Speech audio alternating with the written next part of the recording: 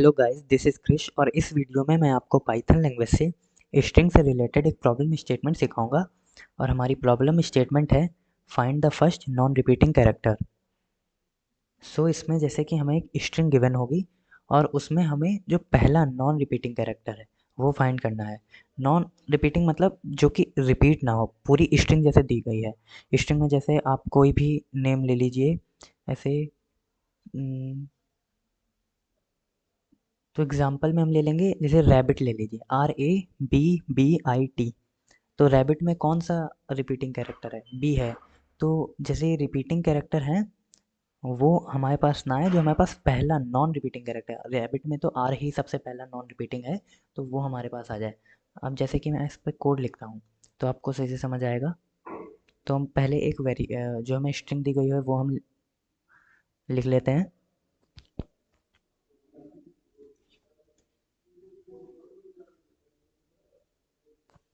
तो हमने स्विस नाम की एक स्ट्रिंग ले ली है, जो कि हमने वर्ड एक वेरिएबल है इसमें हमने स्टोर करा लिया है।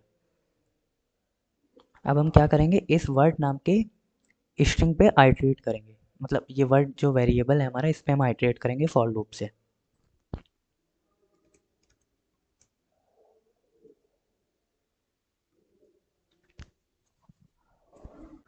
और इसके बाद हमारा नेक्स्ट स्टेप होगा,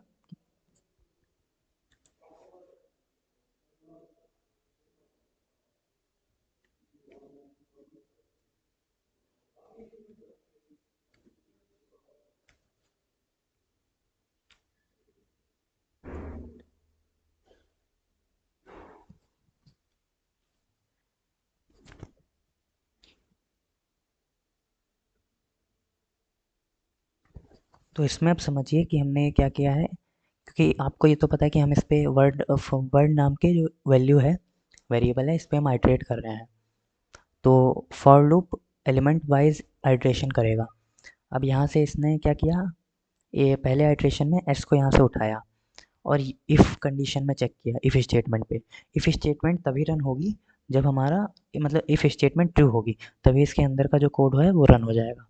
तो if word dot count bracket में आई इक्वल टू 1। तो वर्ड डॉट काउंट ये हमारा मेथड क्या करता है, काउंट मेथड क्या करता है कि हर एक लेटर को चेक करता है कि वो पूरे वर्ड में कितनी बार आया है। तो अगर हम वर्ड डॉट काउंट करते हैं और यहाँ पे आई में पहला एस आएगा, पहले इटरेशन पे एस आया, तो वर्ड डॉट काउंट एस ये हमारा दे देगा कि एस हमारा पूरे वर्ड में कितनी बार आया है।